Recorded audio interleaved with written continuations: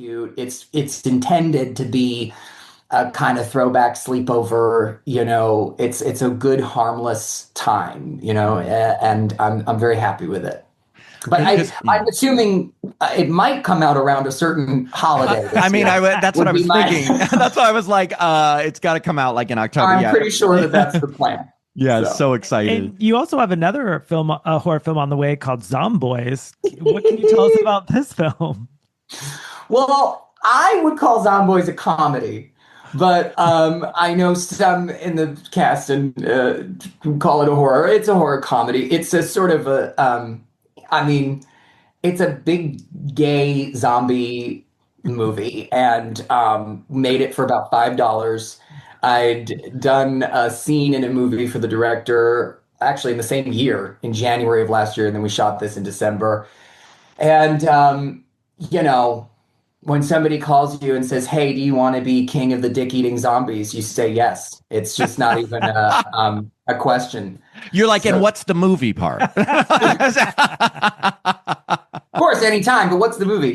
Um, yeah. So I have seen none of that. It's one of those movies where it's like I don't know what it's going to be, but it was. I love little indies made on a hope and a prayer. Like I just think it's kind of where you find a lot of the heart of people who do this, like just warm individuals who give a shit. So we'll see how that movie is. I think they're still cutting it, but That's amazing. Okay, but big question. If since you've been in A Nightmare on Elm Street remake and have touched the franchise, if you could star in the next installment of any major horror franchise, which would you choose? oh You got to pick oh just one, and it's the next installment of any major horror franchise.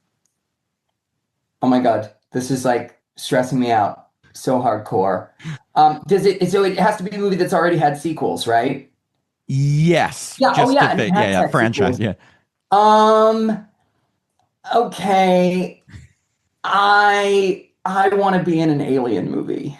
Oh, That's okay. Darren I know Stein's that's science favorite. fiction and action as well, but to me, the original Alien is straight up horror. And Sigourney Weaver was always my idol as a young thing. I always thought I would, because in all seriousness, I was like, that's what I'd like to do, where you can be tough as nails and kick ass, but still be vulnerable and a human being and know grief and loss. And so I don't know, Alien would be really great. I also, in my wildest fantasies, but I'm not tall enough, I would love to be the tall man in a reboot of Phantasm because Oh, I Oh, fucking love Phantasm. wouldn't you have to And be older also, well, or there's makeup. You said my fantasy, right? So I can, maybe this movie will come together when I'm 70. I don't know. hey, But you know yeah, what? that's I'd love to do true. something in the Phantasm space. I'll say that. Okay, Is yeah. is there any other horror films that we haven't spoke of that a project you want to talk about? Or that you're working on right Yeah. now. Yeah. Yeah, the last one I'll throw your way, which is about to start getting announcements, and you'll see. I've had this movie that I wrote, and is the next movie I'm directing. And I've spent the last 6 years trying to get this thing made. And by 6 years, I mean every single day. It is my greatest obsession. It is my greatest love. And it is a queer horror, but not necessarily in the ways we'd expect. It's dark. It's very visual. It's kind of my joke description of it, but it's also pretty telling. As I've said, it's if David Lynch and David Cronenberg had hot gay sex out in the desert, this would be their mutated bastard child. And Wow. that's kind I of what can it sort of feels picture like. that. I can sort of Yeah, picture right. that. Body horror meets surrealism meets queer statement. And so the film's called Outage, like power outage. And like I said, it's been a very long journey, and it finally is now moving. And hopefully we'll be shooting in February. Yeah, Congratulations. I can't congratulations. say a ton about it. Thank you. I can't say a ton about it, but I can say I'm really excited about it, and I think you'll love it. You said you wrote, are you directing it also? Okay. Yeah, Are you going to be in it, or no, you're not going to be in your own movie? that's in question at the moment. I, I've never been in anything I've directed. The very first movie I made on my own dime, I'm in, but it was sort of, I always wanted to kind of separate the directing and the acting.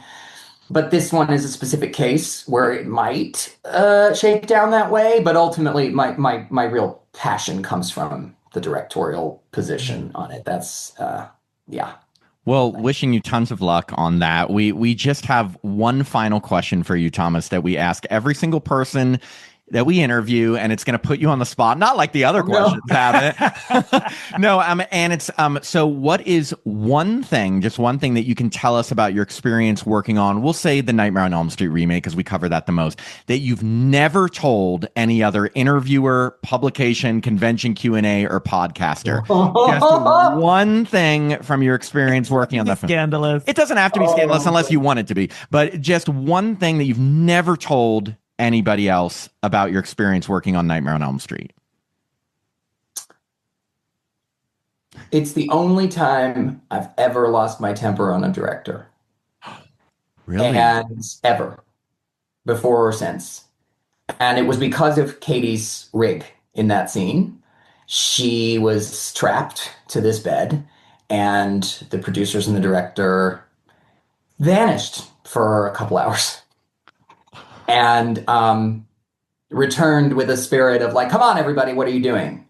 And I didn't appreciate that. And again, I think because I would never get mad for anything thrown at me, but because it was her that I was being defensive over, I did get mad at Sam and yelled for a minute, which this is a big deal for me because I'm just so not that kind of actor.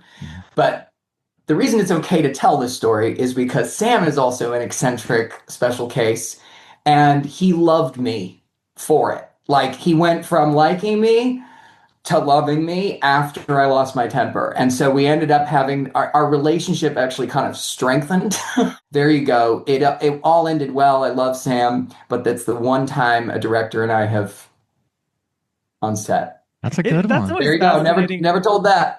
Yeah, when people love when I like get angry, and I'm like, I don't want to be angry. I find that so interesting. I'm like, don't make me go there. I don't get that at all. Like, I don't work that way. Different strokes. Yeah, I just want to say thank you so much for your time. This has been such an enjoyable interview. Like, just you've had so many amazing things to say, just about like our shared love of horror and just the things that you've been through in your life and the people that you've done these projects with and just everything. This has just been a really great interview. So open. Of course. Well, thank you so much for having me. This has been an absolute joy, and I hope we're on here talking about my next movie I'm making someday. Of course, definitely. We definitely want to stay in touch and wish you nothing but the best for every. I mean, we hope you continue doing horror. It sounds like you're going to. I don't think this is going to be like a ending thing. And that's never gonna stop for sure. We'll go see Zomboys. I mean, yeah. I mean, well, and I can't wait to see Halloween Store, but now I'm very intrigued about Zomboys. It's something. Buckle up. That's all I'm saying. Well, thank you so much, Thomas. Really, we really appreciate it, and we hope you enjoy the rest of your day. Thanks, guys. See you next time. Okay, take care. Bye.